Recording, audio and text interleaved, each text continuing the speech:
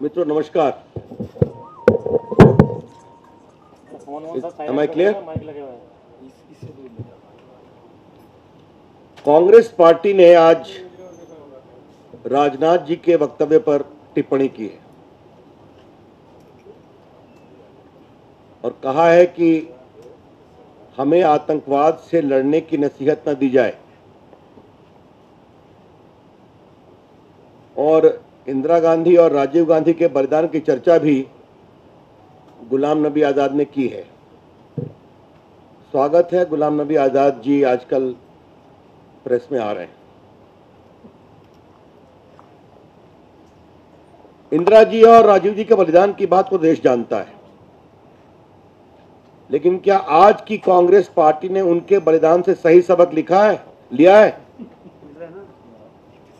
और अगर उनके बलिदान से सही सबक लिया होता तो शायद आतंकवाद पर कांग्रेस का यह स्टैंड नहीं रहा होता। The Congress party of today has not learned the right lessons from the sacrifice of Srimati Indira Gandhi and Shri Rajiv Gandhi. And had they done so, in the flip-flop of the Congress party in the last more than 15 years on the issue of terrorism would not have been there as it is. क्या गलत कहा राजनाथ जी ने? इसकी शुरुआत कब हुई थी हिंदू आतंकवाद की? जो हमारे पत्रकार मित्र यहां बैठे हैं उनको याद होगा कि 2010 में मनमोहन सिंह ने एक लंच दिया था। उसमें अमेरिका के एम्बेसडर भी थे, उनके बगल में राहुल गांधी बैठे हुए थे और राहुल गांधी ने जो कहा हम पढ़ना चाहते हैं। It was widely reported in the media. I am reading from the Guardian of USA. Responding to Ambassador's query about Lashkar-e-Taiba's activities in the region, an immediate threat to India, Gandhi, that means Rahul Gandhi, Gandhi said there was evidence of some support for the group among certain elements in India's indigenous Muslim community. However, Gandhi warned the bigger threat may be the growth of radicalized Hindu group which create religious tension and political confrontation with the Muslim community. तो ये Hindu terror group जो है वो लश्कर तैयबा से भी अधिक खतरनाक है, ये तो राहुल गांधी ने कहा था। देश में बहुत चर्चा हुई थी। तो अगर सुशील कुमार शिंदे ने कहा तो कौन सा गलत कहा? और हमारे पत्रकार मित्रों को यह भी याद होगा कि 2013 में जयपुर में कांग्रेस का अधिवेशन हुआ था जिसमें राहुल गांधी को राष्ट्रीय उपाध्यक्ष बनाया गया था और सामूहिक रुदन का कार्यक्रम भी हुआ था on the stage. If you many of you may recall that, TV में हम लोग को देखने का सौभाग्य मिला था। There was a collective crying on the elevation of Rahul Gandhi as if the Messiah for the deliverance of India has arrived. No problem. ये उनका अधिकार है सोचने का और मुझे उनके अधिकार का सम्मान करना चाहिए। लेकिन उसी कार्यक्रम में सुशील कुमार शिंदे ने कहा था कि नहीं कहा था कि भारत को हिंदू टेरर से बहुत चिंता है?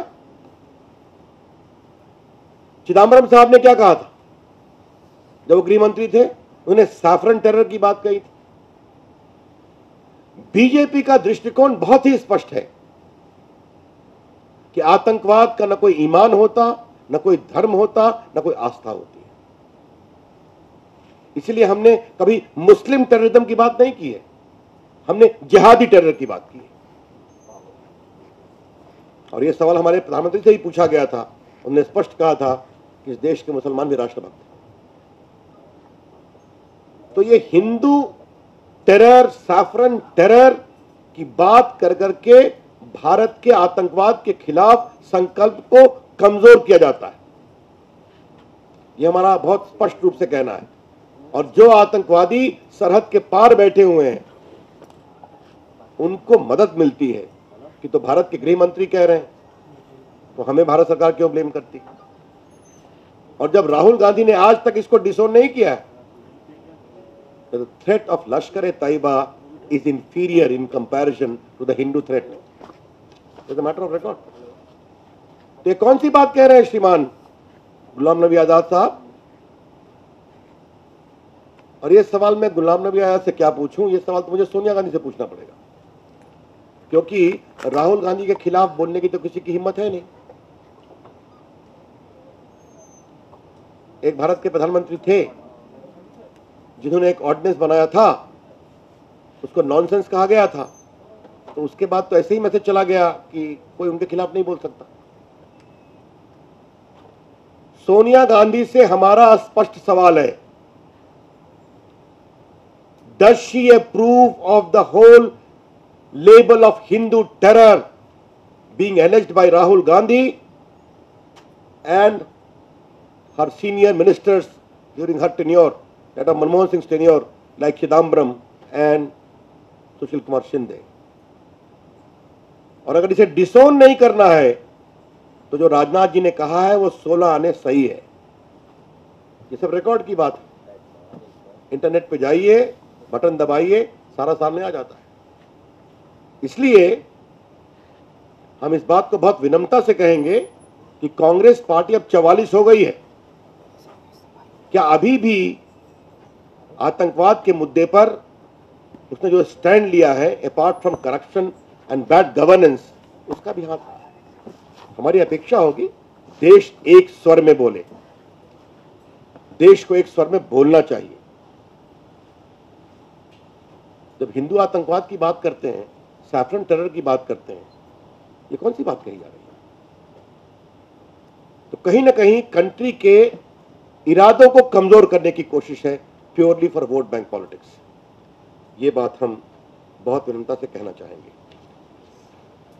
तो एक दूसरी बात कहनी है कि कल राहुल गांधी जी गए थे पुणे। आजकल मैं देख रहा हूं कि उनकी विद्वान टिप्पणियां दिल्ली के बाहर ही निकलती है। अच्छी बात है, उनको अधिकार है लोकतंत्र में।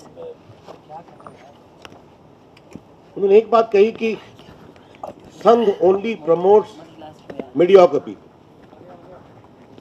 आदरणीय जेटली जी ने कुछ बात कही है, मुझे उसको सप्लीमेंट करते हुए दो बात कहनी है। राष्ट्रीय स्वयंसेवक संघ एक राष्ट्रवादी संगठन है और उसने एक से एक विद्वान, प्रामाणिक, पारदर्शी, ईमानदार, बुद्धिजीवी और नेताओं को पैदा किया है। और राहुल गांधी को मैं बहुत विनम्रता से कहूंगा, मैं भी एक स्वयंसेवक और इस सरकार के बहुत से मंत्री, प्रधानमंत्री सहित स्वयंसेवक, और उनको जनता ने बहुत ईमानदारी से चुना है, विश्वास करते हुए। राहुल गांधी जी, अगर आपने इतने विद्वान लोगों को प्रमोट किया था जो मीडियोकर नहीं थे, तो 10 साल आपकी सरकार में ऑपरेशन लूट चल रहा था, वो लोग इंटेलिजेंट थे कि मीडियोकर थे? Coal block scam, 2G scam, Commonwealth scam, तो ये सारे जिस पर आप बहुत खामोश रहे, लेकिन जो आपकी टिप्पणियां हो रही थी, जो कल आप कर रहे थे, तो आपने कभी अपने समय को देखा था कि वेयर द इंटेलिजेंट पीपल और मीडियोकर पीपल? ये हम राहुल गांधी से पूछना चाहेंगे। और हम कहां से लोग हमारे आते हैं, कितने इंटेलिजेंट हैं, ये तो देश तय करेगा। लेकिन राहुल गांधी जी, हमारे यहां इंटेलिजेंस होने का सर्टिफिकेट सिर्फ एक परिवार से नहीं आता है। Mister Rahul Gandhi, whoever are there a part of our party, our ideological moorings, their intelligence, their intelligent quotient, their intellect will be determined by the way we govern and how people respond. At least we have the supreme satisfaction. We don't draw upon intelligence only from a particular family, regardless of the standards. मित्रों, मुझे अपनी ओर से इतना ही कहना था। अब आपके कोई सवाल हो तो उसका मैं उत्तर दूंगा।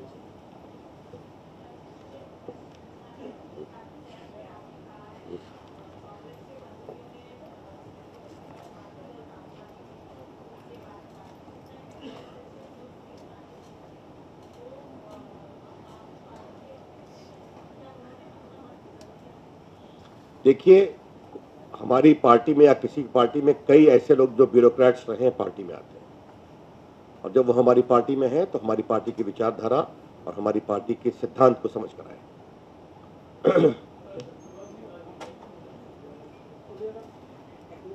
मैं इस पर कोई कमेंट नहीं करूँगा।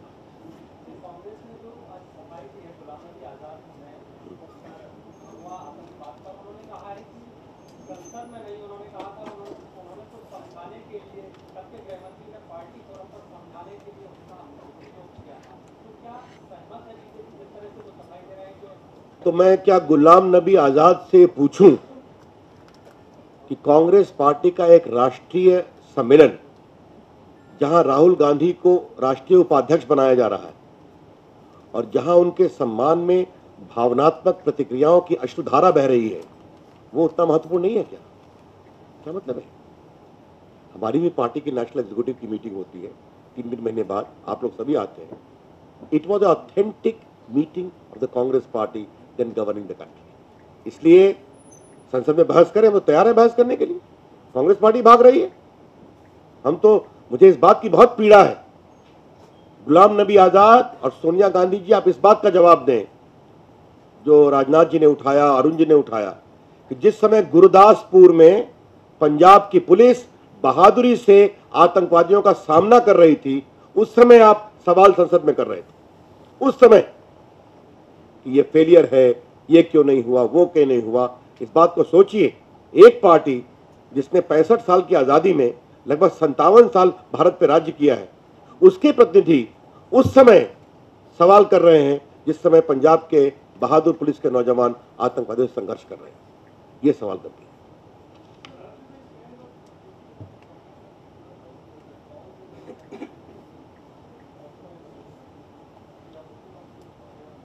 Well, I can tell you, after becoming the governor, he has ceased to be a member of the party.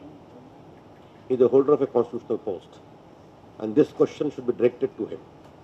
He has surely a machinery to respond. He is no more the member of the party.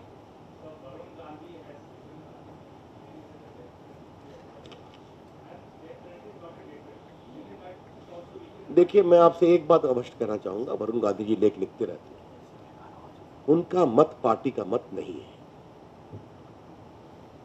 आपको मालूम है कि फांसी के मामले पर कई के विचार अलग अलग हो सकते हैं, लेकिन सुप्रीम कोर्ट ने rare of the rarest cases में इसको अवॉर्ड करने का एक नियम बनाया हुआ है, उसका पालन होता है।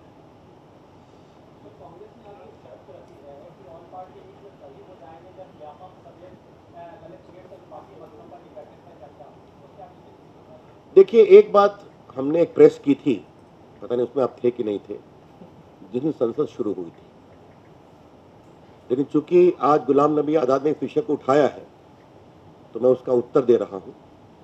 सुषमा जी पहले दिन से स्टेटमेंट देने को तैयार बैठी, वो सवाल का जवाब देने को भी तैयार बैठी,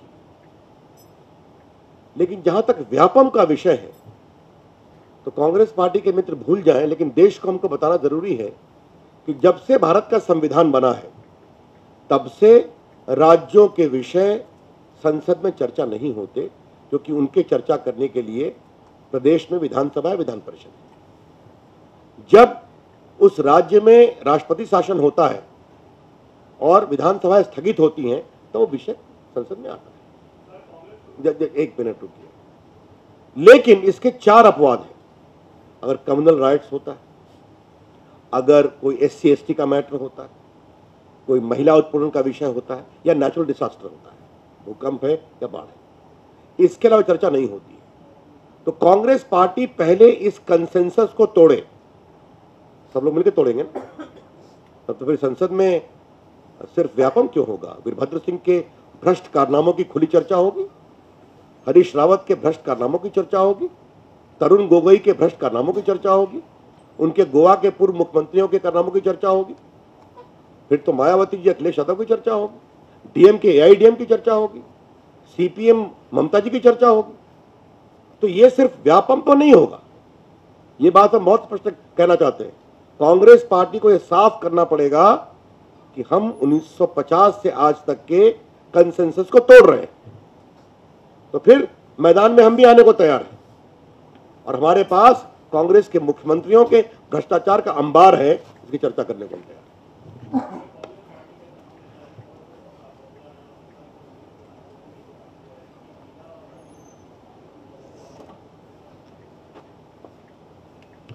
देखिए, मैं आपको एक बात स्पष्ट कर दूं, कांग्रेस पार्टी सवाल उठाएगी तो इसका मैं उत्तर दूंगा। लेकिन आपने पूछा है तो मैं एक बात स्पष्ट करना चाहता हूं।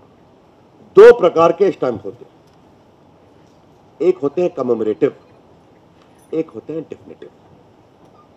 डेफिनेटिव स्टैंप रोजमर्रा के उपयोग में आते हैं। दुर्भाग्य से 10 साल से यही हो रहा था कि अधिकांश स्टैंप एक परिवार के हुआ करते थे, ठीक है, और गांधी जी के हुआ करते थे, और कभी कभार उसमें डॉक्टर अंबेडकर दिखाई पड़ जाएगा। फिलाइटली एडवाइजरी कमेटी ने इस पर गंभीर आपत्ति प्रकट की और एक जो मैंने निर्णय किया है, मैं आपको बताना का, मैं ये विषय आज का नहीं था, आपने सवाल उठाया है, तो मैंने कहा है कि देश के वो सभी लोग, महत्वपूर्ण लोग जिन्होंने देश को बनाने की कोशिश की, उन सबों के नाम का स्टैंप उपलब्ध होना चाहिए। और ऐसे कौन लोग हैं? महात्मा गांधी, जवाहरलाल नेहरू, सरदार पटेल, मौलाना आजाद, दीनदयाल उपाध्याय, राम मनोहर लोहिया, श्यामा प्रसाद मुखर्जी, भगत सिंह, लोकमान्य तिलक, शिवाजी, रविन्द्रनाथ टैगोर, और ऐसे 4 संगीतज्ञ जिनको भारत रत्न मिला है, पंडित रविशंकर, भीमसेन जोशी, बिस्मिल्लाह खान, एम एस सुब्बलक्ष्मी। ये तो पूरे देश को एक प्रकार से लेकर चलने की बात है। और अगर कांग्रेस पार्टी को इतनी परेशानी है तो यही मेरा जवाब सुन लीजिए। कांग्रेस पार्टी 10 साल से सरदार पटेल कहां गायब थे, मौलाना आजाद कहां गायब थे, सुभाष चंद्र बोस कहां गायब थे? ये सभी तो आजादी के आंदोलन के बड़े नेता थे। ये बड़े सवाल है। मैंने कहा मना किया कि नहीं होंगे? ये तो मैंने नहीं कहा आपसे, ये तो मैंने नहीं कहा आपसे। लेकिन एक परिवार के केंद्रीकरण को अब विस्तार से किया जा रहा है, पूरे देश को सामने लाया जा रहा है। हाँ, सुब्रमण्यम भारती, और आपकी जानकारी के बता दूं, हम कैसे काम करते हैं, वो कैसे काम करते हैं। सीपीआई के लोगों ने मुझसे आग्रह किया था कि भूपेश गुप्ता को मरे 125 साल हो गए, मैंने फैसले किया है उनके सम्मान में स्टैंप जारी होगा। ये हमारे काम करने का तरीका है, जिसने देश को अपने तरीके से बनाने की कोशिश की, हम सबों का सम्मान करते हैं।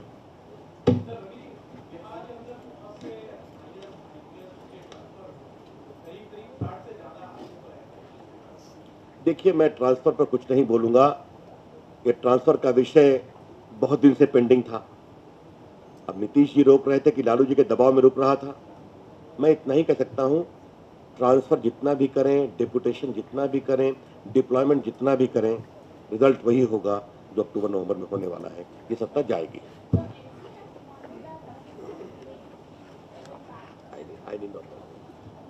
Thank you.